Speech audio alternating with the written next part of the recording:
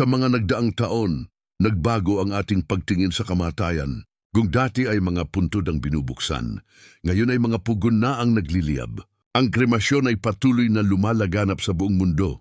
Sa mga bansa tulad ng Estados Unidos, higit sa kalahati ng populasyon ay mas pinipili na ang kremasyon kaysa libing.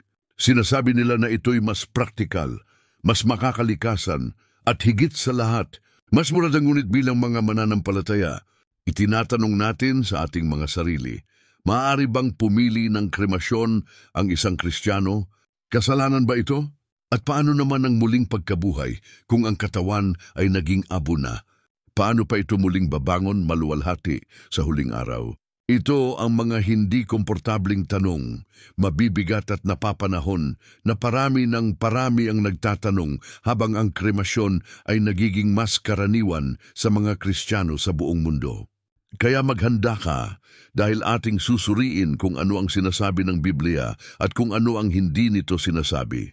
Titingnan natin ang kasaysayan at kasulatan, ngunit hindi upang ipilit ang anumang pasya, kundi upang magdala ng liwanag, kasagutan at pag-unawa. Magsimula tayo sa pag-alam kung ano talaga ang kremasyon. Ang kremasyon ay ang proseso kung saan ang katawan ng tao ay inilalantad sa matinding init hanggang ito ay ganap na maging abo. Isa itong teknikal na simpleng proseso, ngunit may malalim na simbolismo. Ang katawan ng yumao ay inilalagay sa isang pugon ng kremasyon, isang silid kung saan ang apoy ay umaabot sa pagitan ng 800 hanggang 1,000 degrees spike. Sa loob lamang ng ilang oras, ang lahat ng organikong material ay nilalamon ng apoy. Sa ilalim ng matinding init na ito, ang katawan ay unti-unting nagiging mga piraso ng buto habang ang laman, mga organo at malalambot na bahagi ay ganap na nasusunog. Pagkatapos, ang mga piraso ng buto ay ginagiling ng mekanikal upang maging pinong pulbos, ang karaniwang tinatawag na mga abo. Ang mga abong ito, na tinatawag ding cremated remains, ay ibinibigay sa pamilya upang ingatan, ikalat o ibaon. Ang proseso ay malinis, mabilis at moderno, ngunit sa kabilang banda, napakaradikal. Sa loob lamang ng ilang minuto, ang lahat ng bumubuo sa isang katawan ng tao ay naglalaho. Ang mga abong ito ay hindi tulad ng ordinaryong lupa. Ito'y kulay abo na mineral na mga partikulo na wala ng malinaw na anyo. Madalas, itong inilalagay sa mga urn, ikinakalat sa mga lugar na may kahulugan o itinatago ng may pagmamahal sa tahanan ng mga naiwan. At sa kasaysayan ng Kristyanismo, hindi pa kailanman nagkaroon ng ganitong dami ng mga mananampalataya na may parehong tanong, dapat ba akong ilibing o ipakremate? Sa loob ng maraming siglo, malinaw ang sagot, ang libing ang nakaugaliang paraan. Ngunit nagbago ang panahon at ngayon sa karamihan ng mga bansang Kristiyano, mas pinipili na ang kremasyon kaysa tradisyonal na libing. Ano ang nagdala ng ganitong malaking pagbabago? Ang pangunahing dahilan ay hindi maikakaila pera. Mahal ang mga libing, napakamahal. Kapag tinipon mo ang gastos sa kabaong, lote sa sementeryo, embalming, serbisyong libing at lapida, madaling aabot ito sa libo-libo. Minsan pa nga ay 10,000 ng dolyar. Para sa marami, ang kremasyon ay nagiging praktikal na paraan upang isara ang isang yugto ng buhay. Ito ay malinis, mabilis, abot kaya, madaling ayusin, at mas magaan dalhin sa gitna ng dalamhati. Ngunit hindi lang ito tungkol sa gastos. Dumarami na rin ang mga taong nag-iisip tungkol sa epekto nito sa kalikasan. Ang tradisyonal na libing ay kumakain ng lupa, nangangailangan ng mga kabaong gawa sa kahoy o metal, mga konkretong vault at mga kemikal upang mapanatili ang katawan. Lahat ng ito ay nagiiwan ng malinaw na bakas sa kalikasan, isang bakas na lalong mahirap ipagsawalang bahala sa panahong ang lipunan ay nagiging mas may kamalayan sa kapaligiran. Kaya, ang ekolohiya ay isa ring salik. Ang kremasyon, bagaman hindi ganap na neutral, ay nangangailangan ng mas kaunting likas na yaman, mas maliit na espasyo at mas maikling panahon. Isa pa, may usaping praktikal. Ito ang bilis ng modernong mundo. Ang mga pamilya ngayon ay madalas nang magkakalayo, libu-libong milya ang pagitan at hindi na umiikot ang buhay nila sa isang lokal na sementeryo. Para sa marami, ang kremasyon ay sumisimbolo ng kakayahang umangkop. Maaring ilipat, itago o ikalat ang mga abo sa mga lugar na may kahulugan. Isa itong kasagutan sa mundong kung saan madalas hindi na namamatay ang tao sa lugar kung saan siya ipinanganak o nanirahan. Sa huli, may isa pang salik na hindi natin maaaring balewalain. Nagbabago na ang kultura, hindi na hinaharap ang kamatayan gaya ng dati. Mas maikli na ang mga burol at mas madalang nang bisitahin ang mga puntod. Sa gitna ng pagbabagong panlipunan na ito, ang kremasyon ay naging normal. Tinitingnan bilang isang praktikal na pagpili, mabilis at maginhawa. Ngunit ito ay nagbubukas ng isang mahalagang tanong. Ano ang sinasabi ng Biblia tungkol sa kremasyon? Kasalanan ba ito? Kapag binuksan natin ang Biblia upang hanapin ang malinaw na patnubay tungkol sa kremasyon, ang unang bagay na ating makikita ay katahimikan. Walang direktang utos o pagbabawal sa kasulatan tungkol sa pagsunog ng katawan. Wala ring talatang nagsasabing huwag mong susunugin ang katawan, ni isang talata man na malinaw na pumapayag dito. Wala ring kahit isang bahagi ng Biblia na tahasang nagtataguyod ng kremasyon bilang tamang paraan ng pagtrato sa labi ng tao. Ang kremasyon ay hindi bahagi ng karaniwang gawain ng mga Israelita. Hindi ito naging kapalaran ng mga patriarka ni naging huling hantungan ng mga propeta. Wala ni isa sa mga alagad ni Jesus ang pumili ng kremasyon. At higit sa lahat, hindi ganoon ang naging pagtrato sa mismong katawan ni Jesus. Sa buong kasulatan, ang palaging nakikita natin ay libing. Lagit-laging libing, isang yungib, isang puntod ang mismong lupa, mga lugar kung saan maingat at may pag-asang inilalagay ang katawan ng yumao. Ngunit may ilang pagkakataon na sinusunog ang mga katawan. At sa tuwing nangyayari iyon, ang apoy ay hindi simbolo ng kapahingahan o pangako. Ito ay palaging tanda ng paghuhusga. Magsimula tayo kay Achan sa Aklat ni Josue, Kabanata 7. Si Achan ay sumuway sa utos ng Diyos sa pamamagitan ng pagkuha ng mga bagay na ipinagbabawal mula sa samsam ng Jericho. Nang mabunyag ang kanyang kasalanan, napakabigat ng naging hatol at binato siya ng buong Israel. Pagkatapos nilang batuhin ng iba, sinunog nila sila. Si Achan ay hindi lamang binato, sinunog din siya, pati ang kanyang pamilya. Ang pagsunog sa kanilang mga katawan ay hindi banal na kilos o marangal na pamamaalam. Bahagi ito ng parusa mismo, isang tanda ng kahihiyan, paglilinis sa pamamagitan ng hatol. Ang apoy dito ay hindi simbolo ng kabanalan, kundi ng kaparusahan. Isa pang halimbawa ay matatagpuan sa 1 Samuel 31 nang mamatay si Haring Saul at ang kanyang mga anak sa digmaan. Ang kanilang mga katawan ay isinabit at ipinagmalaki ng mga Filisteo bilang tropeyo ng tagumpay, isang anyo ng publikong kahihiyan, ngunit may ilang matatapang na lalaki mula sa Jabesh Gilead na nangahas sa panganib upang kunin ang mga bangkay. Nang matagpuan nilang mutilado, marahil nabubulok at nilapastangan ang mga katawan, pinili nilang sunugin ang mga ito. Sa pagkakataong ito, ang kremasyon ay hindi isang ritual na espiritual, kundi isang pragmatikong hakbang sa emerhensya. Ang pagsunog ay ginawa upang maprotektahan ang mga bangkay mula sa higit pang kahihiyan o sakit. Hindi dahil ito ang karaniwang o kanais-nais na gawain, ngunit higit na kapansin-pansin ang ginawa nila pagkatapos. Maingat nilang tinipon ang mga buto at inilibing ito sa ilalim ng isang punong kahoy na parabang sinusubukang maibalik kahit bahagya ang dignidad na nawala. Kahit sa gitna ng desperadong sitwasyon, ang libing pa rin ang huling layunin.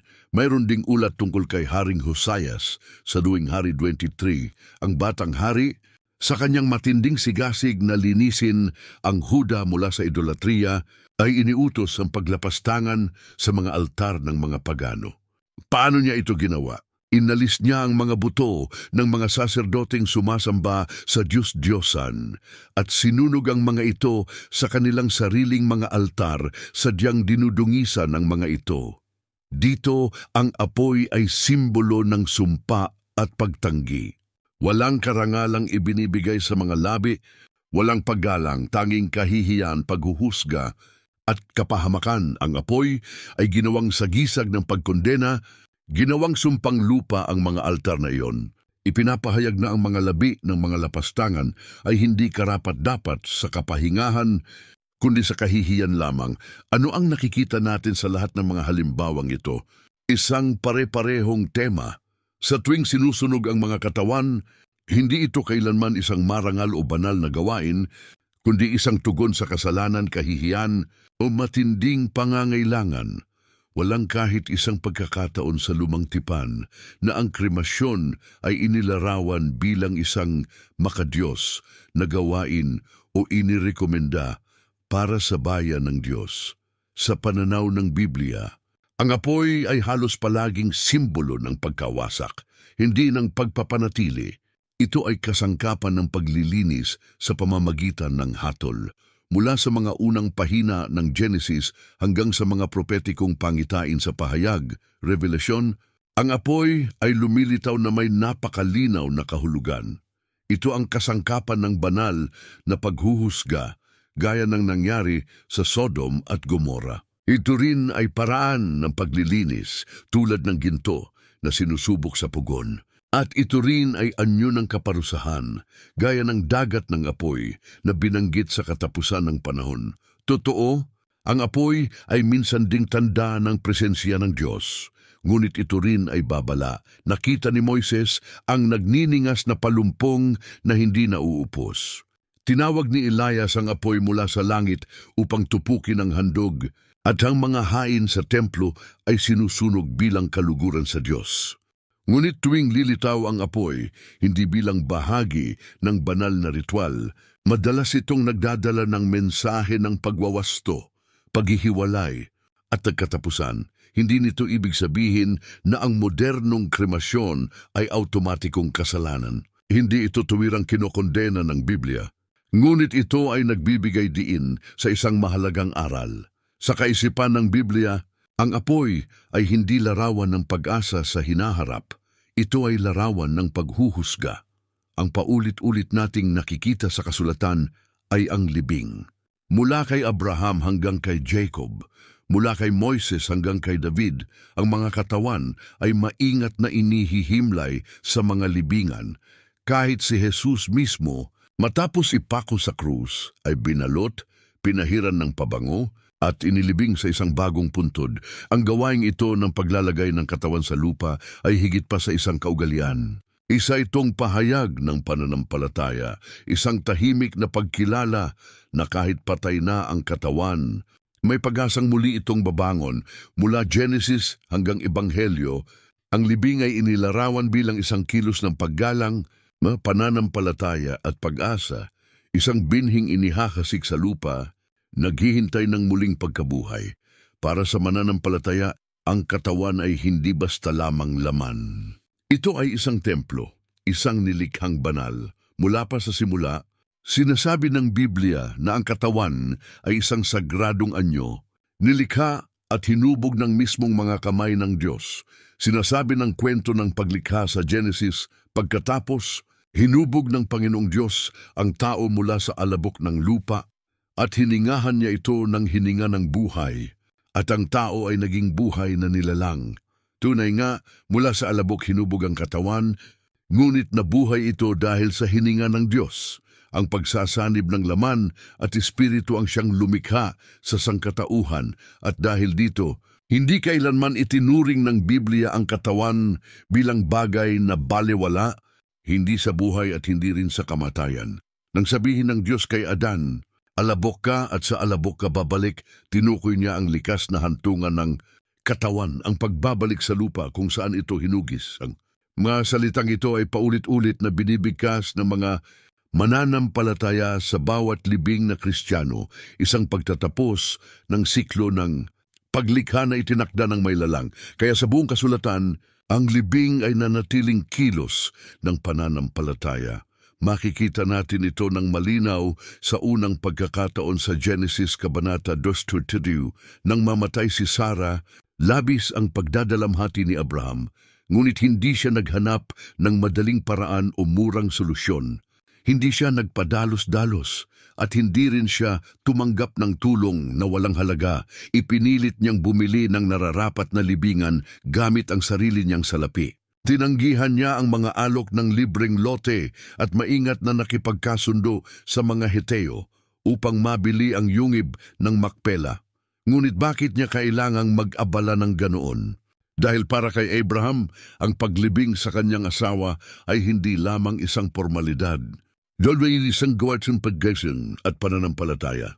Nais niyang parangalan si Sarah at higit pa roon, nais niyang magpatotoo na kahit sa kamatayan, sila ay mananatiling nasa lupang ipinangako ng Diyos.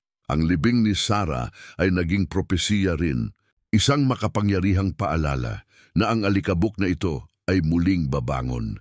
Paglaon sa Deuteronomio 21, nagbigay ang Diyos ng utos na puno ng habag. Kung ang isang tao ay maparusahan ng kamatayan at ibitin sa punong kahoy, huwag hayaang manatili ang kanyang bangkay doon magdamag. Ilibing siya sa araw ding iyon. Bakit? Dahil kahit sa kaparusahan, hinihingi ng Diyos ang dignidad.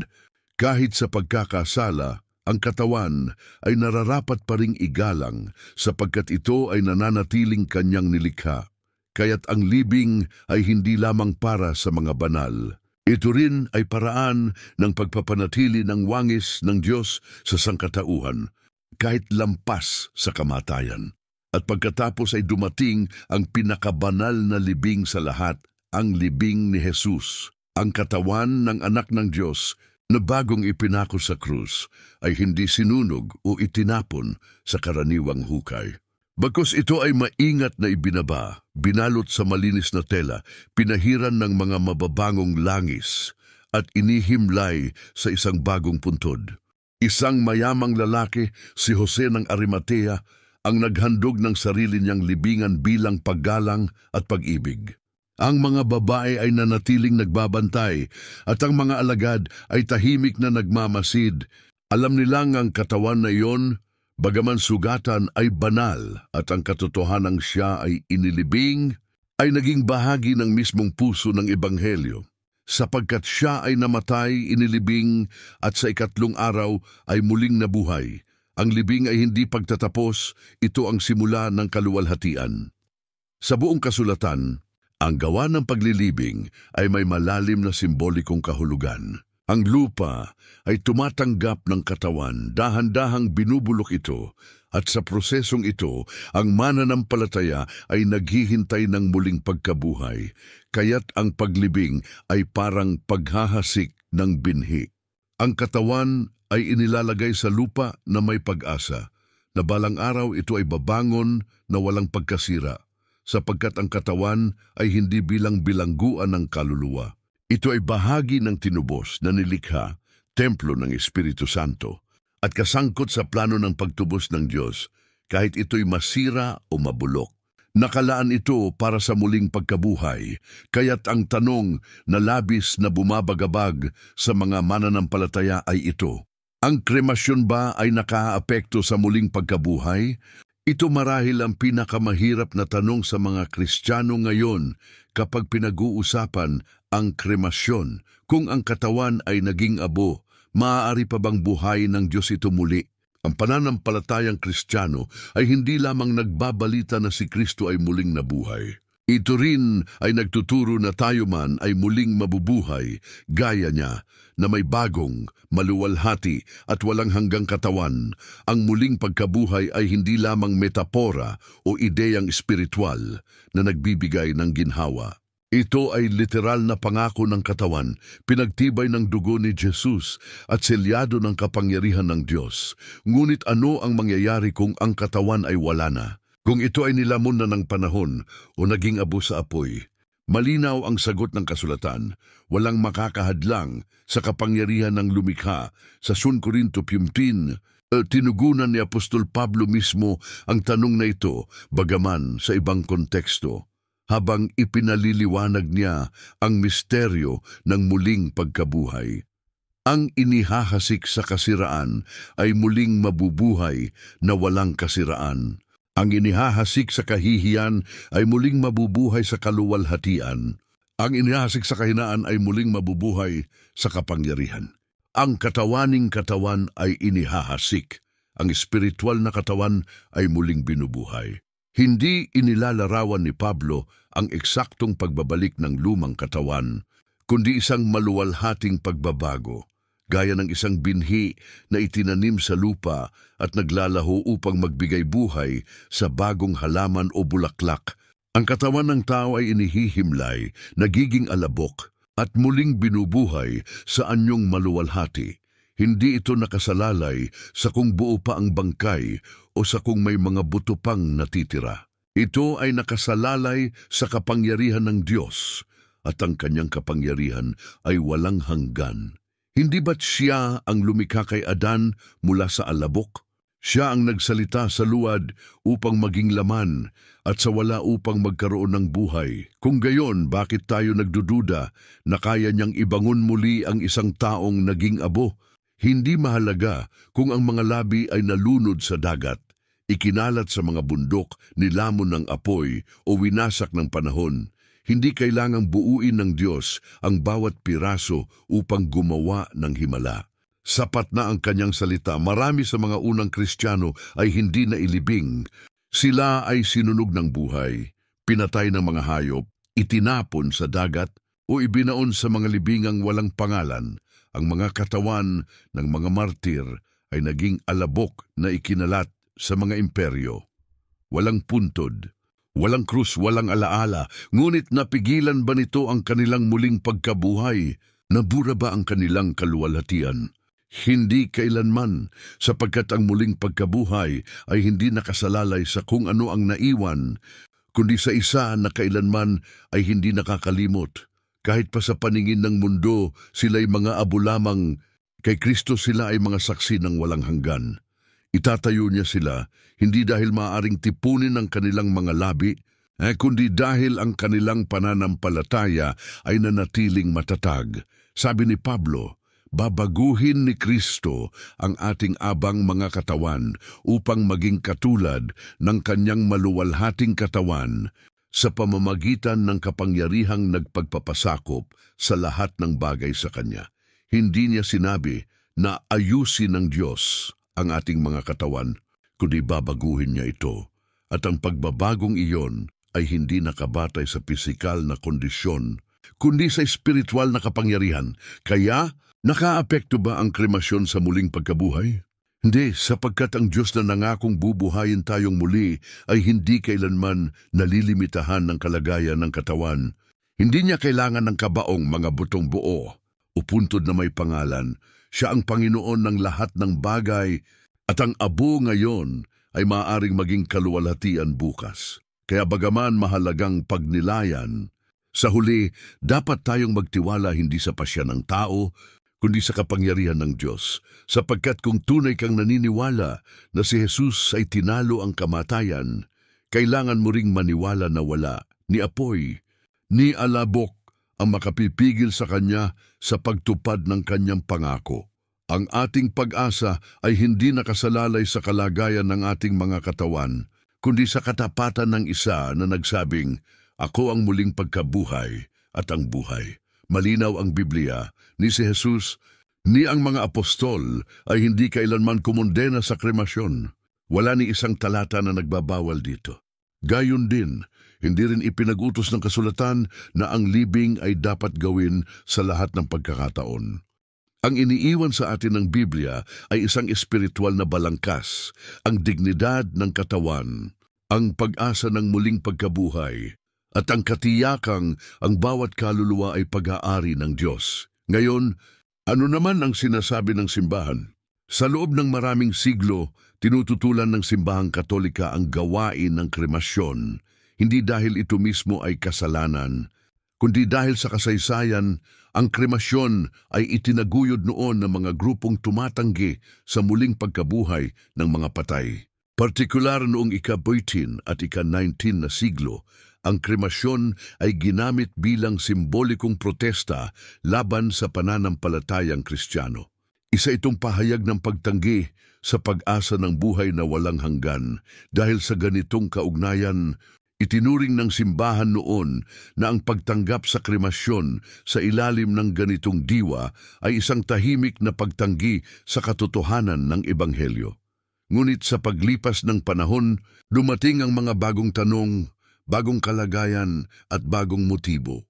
Maraming tao ang pumili ng kremasyon hindi dahil sa espiritual na pag-aaklas, kundi dahil sa pangangailangang pinansyal, mga konsiderasyong pangkalusugan o mga personal na dahilan na nakaugat sa pagmamahal at paggalang. Dahil dito, muling sinuri ng simbahan ang kanyang posisyon. Noong 1963, sa ilalim ng pamumuno ni Pope Paul VI, itinanggal ng Vatican ang ganap na pagbabawal sa kremasyon. Pinahintulutan ito hanggat hindi ito pinipili bilang pagtanggi sa pananampalataya sa muling pagkabuhay. Mula noon, ang kremasyon ay pinahihintulutan ng simbahang Katolika. Gayunpaman, patuloy pa rin nitong hinihikayat at pinapaboran ang tradisyonal na libing bilang tanda ng pag-asa at pagkakaugat sa Kristiyanong tradisyon. Dagdag pa rito, noong 2016 sa doktrinang dokumento na pinamagatang Ad Resurgendum cum Christo, na ang ibig sabihin ay upang muling mabangon kasama ni Kristo, muling pinagtibay ng kongregasyon para sa doktrina ng pananampalataya ang paninindigan ng simbahan. Ang kremasyon ay maaaring gawin, ngunit sa ilalim ng malinaw na mga kondisyon. Una, ang mga abo ay hindi dapat ikalat sa kalikasan. Hindi rin dapat hatiin sa mga miyembro ng pamilya at hindi rin dapat itago sa bahay maliban kung may mabigat na dahilan. Ikalawa, ang mga abo ay dapat ilagak sa isang banal na lugar tulad ng sementeryo, simbahan o kolumbaryum upang mapanatili ang ugnayan nito sa pamayan ng Kristiyano at magsilbing patotoo sa pananampalataya. Ikatlo, binigyang diin ng dokumento na ang kremasyon ay hindi nakaaapekto sa kaligtasan o muling pagkabuhay hanggat ito ay hindi pinili bilang sadyang pagtanggi sa aral ng pananampalataya. Ang ibang mga denominasyong Kristiyano, gaya ng mga Ebanghelikal, Protestante at Orthodox, ay may kanya-kanyang pananaw. Ang ilan ay hayagang pumapayag sa kremasyon. Ang iba naman ay nagpapayo laban dito. Ngunit karamihan ay nagkakaisa sa isang prinsipyo.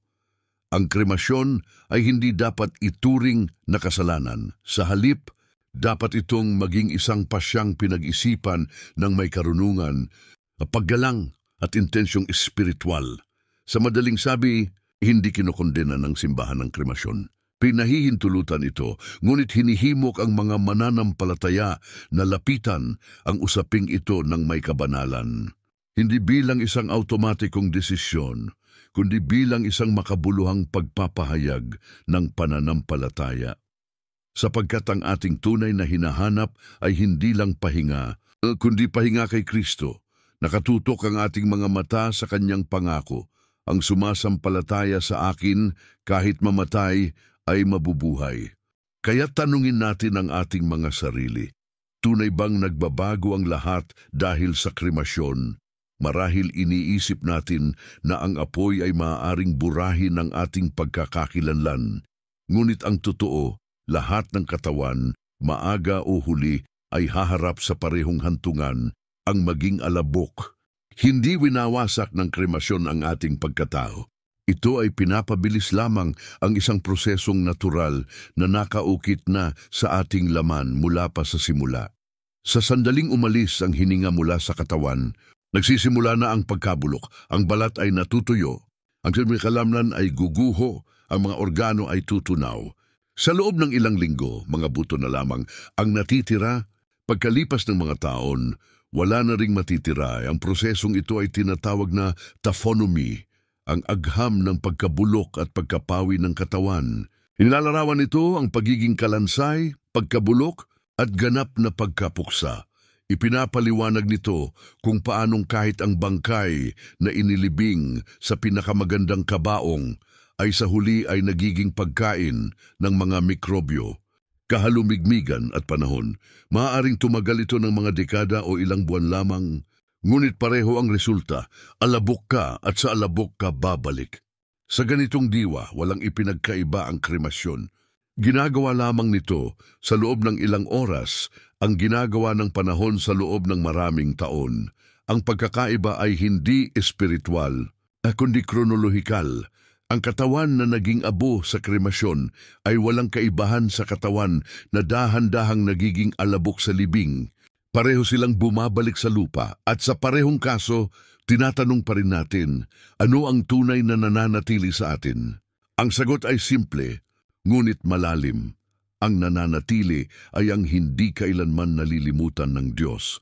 Ang nananatili ay ang kaluluwa, ang ating walang hanggang pagkakakilanlan, at ang layunin kung bakit tayo nilikha.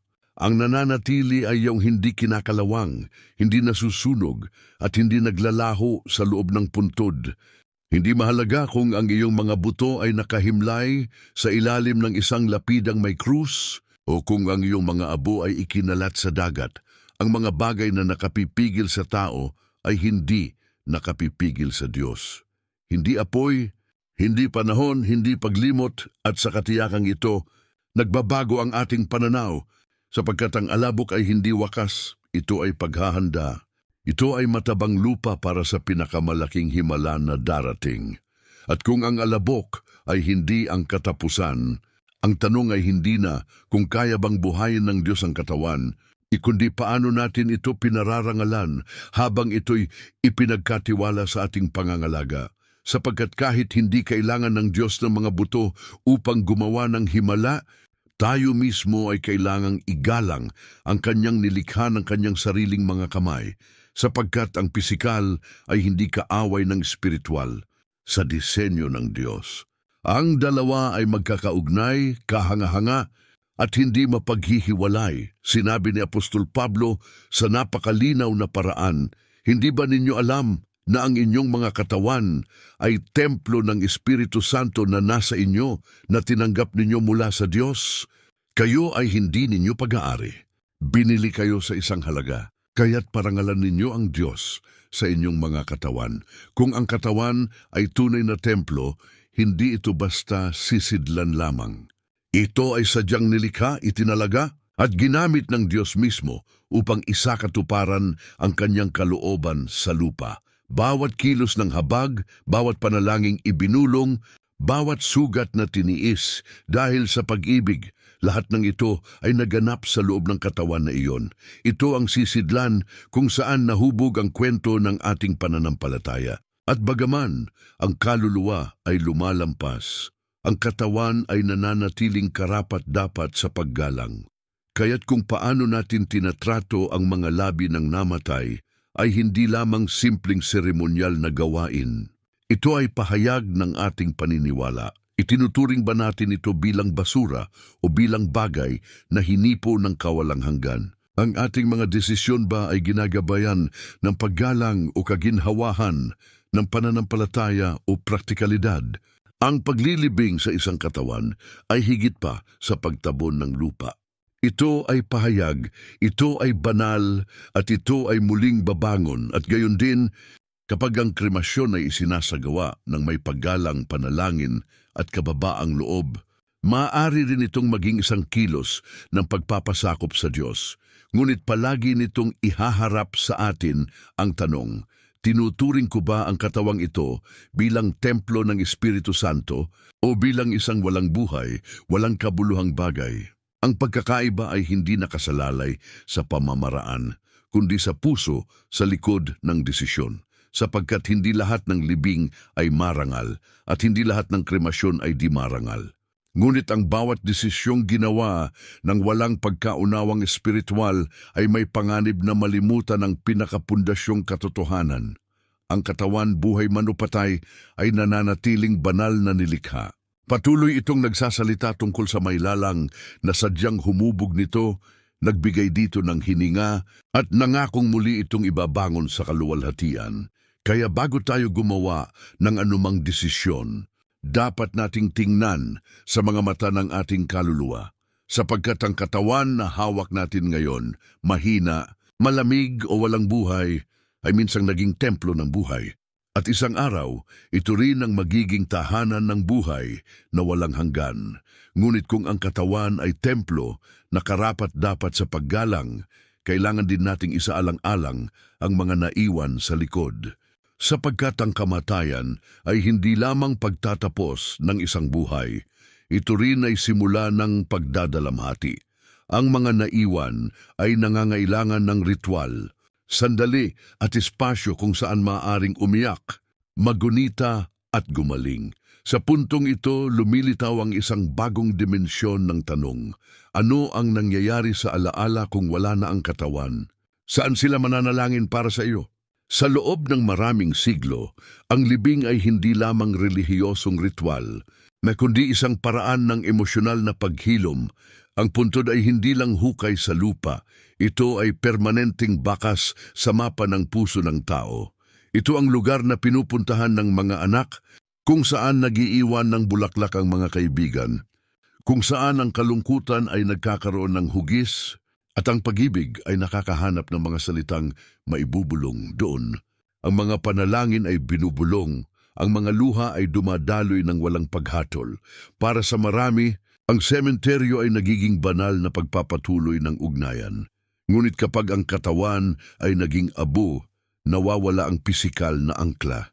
Wala ng lupang pinaghihimlayan, walang lapidang may pangalan. Nawawala ba ang ugnayan o nagbabago lamang ito ng anyo?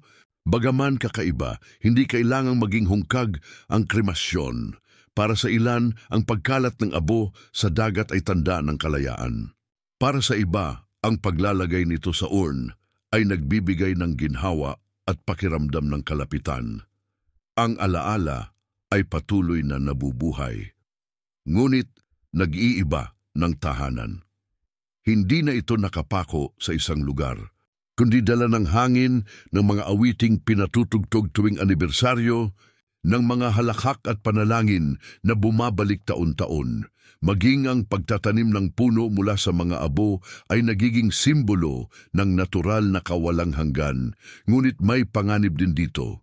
Sa mundong mabilis makalimot, ang pisikal na pagkawala ay maaaring humantong sa emosyonal na pagkalimot. Kaya bawat pamilya ay dapat maingat na magpasya, sapagkat ang pagdadalamhati ay nangangailangan ng lugar, nangangailangan ito ng ritual at dignidad. Ang alaala ay higit pa sa nostalgia.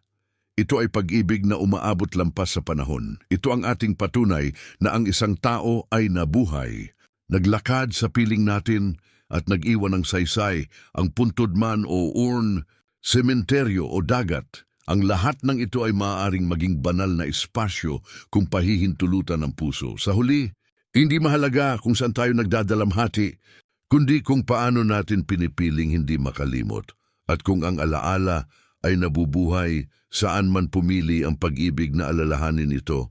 Kung gayon, ang huling pasya ay hindi lamang praktikal o lohistikal. Ito ay malalim na espiritual at lubos na personal.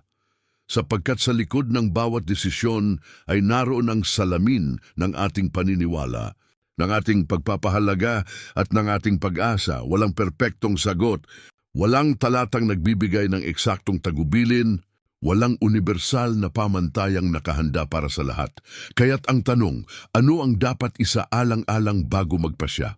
Walang mahigpit na batas, ngunit may mga tanong na gabay. Ano ang magdadala ng higit na kaluwalhatian sa Diyos? Ipinahahayag ko ba kahit sa kamatayan na tunay akong naniniwala sa muling pagkabuhay? Ano ang magbibigay ng higit na ginhawa sa mga magmamahal sa akin, sapagkat hindi ako nag-iisa sa desisyong ito? May magigiyak magkalal at pag-aalala sa akin. Nabigyan ko ba sila ng espasyo, pisikal man o simboliko, upang magpaalam, maggunita at maghilom? Minsan, ang pinaka-espiritual na desisyon ay hindi kung ano ang pinakamadali para sa atin, kundi kung ano ang magpapagaan sa loob ng mga maiiwan. Ano ang mas malalim na intensyon sa aking pagpili? Ginagawa ko ba ito mula sa pananampalataya o takot? Mula sa paggalang o kawalang pakialam? Mula sa paninindigan o kaginhawahan? Sapagkat tinitingnan ng Diyos ang puso, hindi lamang ang pamamaraan kundi ang motibo. Kung ang ating desisyon ay nagmumula sa pag-ibig, paggalang, at tapat na hangaring parangalan ang kanyang plano at aliwin ang mga naiwan, ang pagpiling iyon, libing man o kremasyon, ay maaaring magbigay kaluwalhatian sa kanya. Ang mga tanong na ito ay hindi madali, ngunit mahalaga, sapagkat inihahanda nila tayo na huwag lamang magpasya ayon sa teknikalidad, kundi ayon sa kabanalan.